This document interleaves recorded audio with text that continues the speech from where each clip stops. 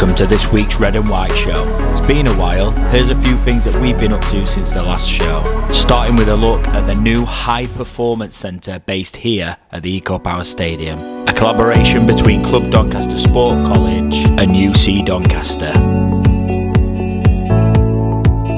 What we initially did is went to partners in Doncaster, the city of Doncaster, whether that be S&C coaches or physiotherapists, and really asked those what type of equipment students need to be aware of when they graduate. So we invested in that equipment, Chattanooga ultrasound, so we can now do the full ultrasound therapy, HENS therapy as well, which is the electric stimulation, Game Ready, which is the cryotherapy, cryo cuff system. Invested in the valve systems, and then we've got the Normtech compression gear, all of which is only possible having the High Performance Centre, and all of which is elite level equipment that we're now making accessible to the local Doncaster community.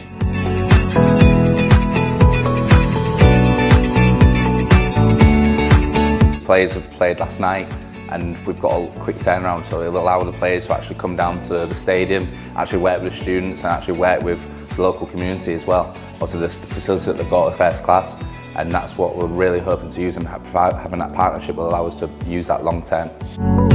Some high quality things that they've got here. We've got the Game Ready, Normtech, things that we use at the training ground already, things that I'm familiar with, things that a lot of the boys are familiar with, and very good, nice setup. Homely, everything you need is probably here. So the busy game schedule that we've got coming up as well, back-to-back games, Saturday, Tuesday, Saturday. I think having this facility to probably come in and get a bit of recovery and just getting that extra 1% out of ourselves will go a very long way, and I think it'll be massively important for us.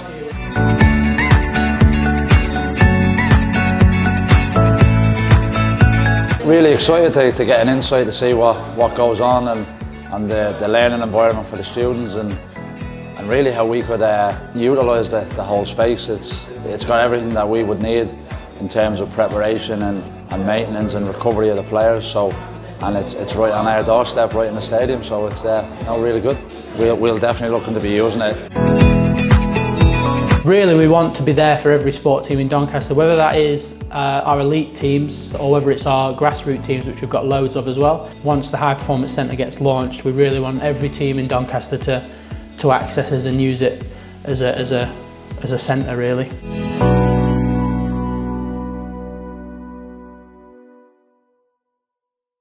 As part of the EFL's Week of Action, we spent some time engaging within our community with our regular All Rover Doncaster project. We visited a local school, a community project, and had several of our first team players get involved in the foundations projects. All Rover Doncaster is something we continually do as a club, allowing us to get involved and engage with our local community on a regular basis.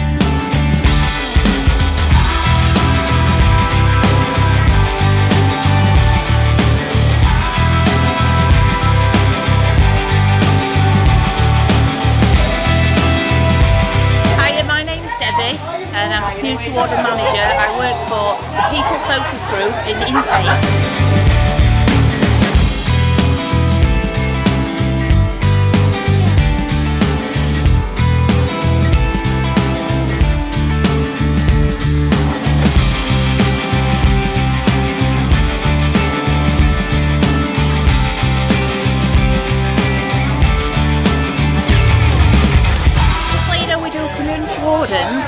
We actually go and visit people in the homes, make sure that they're okay. If they need anything from the doctors, the dentists, any tablets they need picking up, or if they've got food parcels. And in winter we do food parcels, we do hygiene parcels, we do blankets, water bottles, gloves, hats.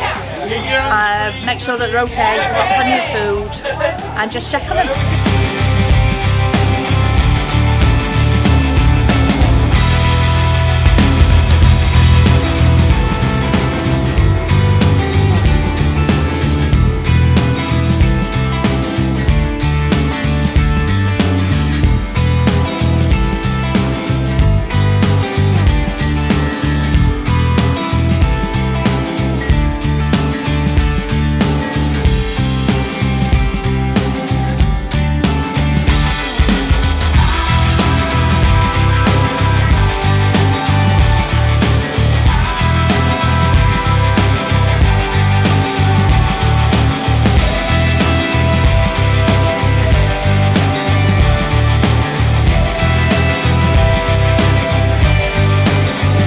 Next up, some fun and interesting questions from some of our fans for the Rovers first team players.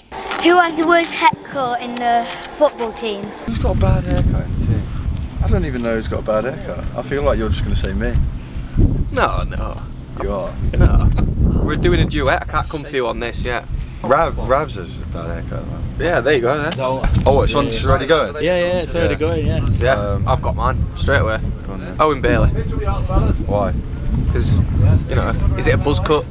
Is it a quiff? Don't know. I'm saying Ravs, and he'll know why. He's not taking care of himself at the moment while he's been injured. Who dresses the worst? Who dresses the worst? I'm so sorry. But you've come in that jacket this morning, and I think it's you. It's the worst one. Yeah, that's a good jacket though.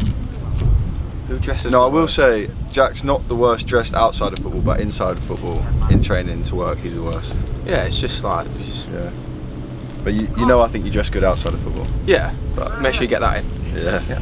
I'd come for Grush. Sometimes he wears like, he's got good gear, but then he just wears running trainers with every outfit. So, might come for Grush on that one. How does it feel to come for the club as a Donny Rovers player? It's really nice, obviously, to play for your hometown club. People around, like friends and family that you know support the club the whole life. They come and support you, and that's really good. Who's your favourite player? Favourite player all time? Just when I was a kid, I just watched Ronaldo YouTube videos all the time. I'm probably going to say Modric. Really? My favourite player. Is that how you model your game? What, growing up? Yeah. Oh, He was a Spurs. Spurs. Yeah. Who is the best in the team? Who's best in the team? Who's the best player in the team? That's a. Zane's up there. They don't say Not that. just 'cause we're on Don't say- camera Yeah, together. don't say that. Not just 'cause you we're on can't say camera me. together. You can't say me. I can't say you. That's not nice. I don't like this question. It's nothing against anyone else. Oh, sorry, Ravs. No. I'm just sorry for- apologising Yeah, for for like, what's to come. Yeah, for what's to come. Mole's been very good, hasn't he? Yeah, Moles has been very. Should we go with Moles? Yeah. We'll go together. Who has got the worst boots? Worst boots. Who's got the worst boots? Who's got worst boots in the team, Joey? Who's got worst boots? Worst boots. Your Phantoms, them studs, they're not great. No, they're fantastic then. Got goals in. They're like knitted though, aren't they? Nah. Woody's got some bad boots. Don't know if anyone saw them Pumas the other week.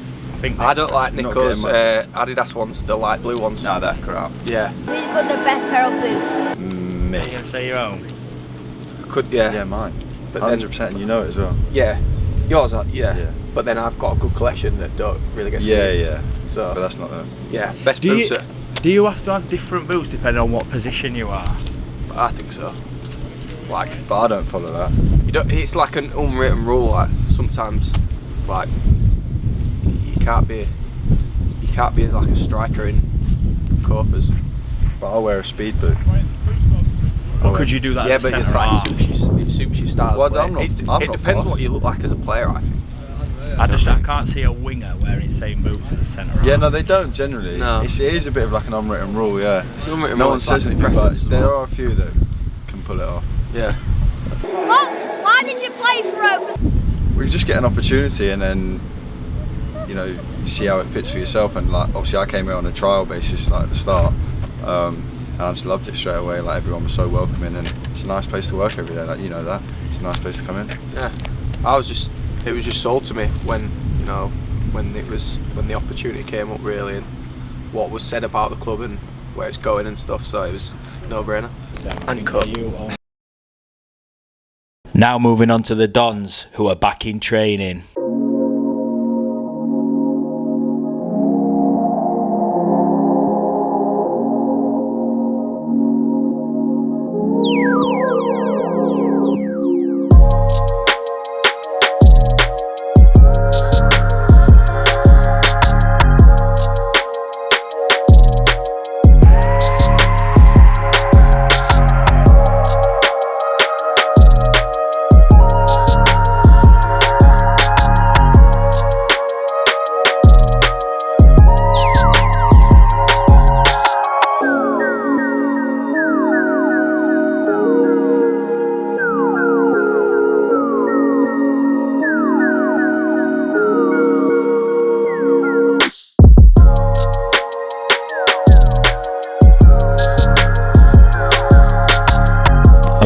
for this week's episode, we sat down with new Bells manager Kieran. Kieran, welcome to Doncaster Rovers Bells. Thank you. Why the Bells for you? Well, you know, it's a historic club, 1969. What I've seen now is a project of bringing the Bells back to where they belong. As a pro-licensed coach, I felt it was the time to take on an ambitious project, and it just so happened that this became available, and it was a chance that I kind of wanted to jump at. How excited are you by that opportunity to build and as you say, take the Bells back to where they belong? Yeah, listen, I'm at the stage now where this project is something that I feel I can give so much to. I'm so excited about trying to maximise the potential of every single individual that's involved in it. What, when you look at it, will be your short-term goals? We'll come on to the wider project in a second, but what are your short-term goals with the group in particular? Well, it's really important that everybody feels that they're being supported in the right way. That's the most important thing. We have to acknowledge that there's a transition here, and at times transition can be a little bit unnerving for people. But what I'm hoping for from everybody involved is that they can see someone in myself who is willing to give everything I possibly can to help every single person excel. And that's both on and off the field. Obviously, I know the first team men's staff quite well. I played internationally with Grant for a long time throughout the years. And then also connections when he was at West Ham as a young player and I was at Tottenham. That kind of connection in that group down at kind of East London was there and present, and obviously then playing with Cliff for a short period at Gainsborough, and knowing them just through the game. You know, it's a small church, football, and I always think that it's a good reflection when people have good things to say about you. Yeah, excited just to get going now. Yeah, can't wait. Really can't wait, and I'm really grateful for Chris putting his faith in me. I don't take it lightly. There's a big project on. I don't see it as a part-time project, because I think if we need to get to where I believe we can do, aligned with Chris's vision, I'm really excited about what we can do here. So the hard work starts now.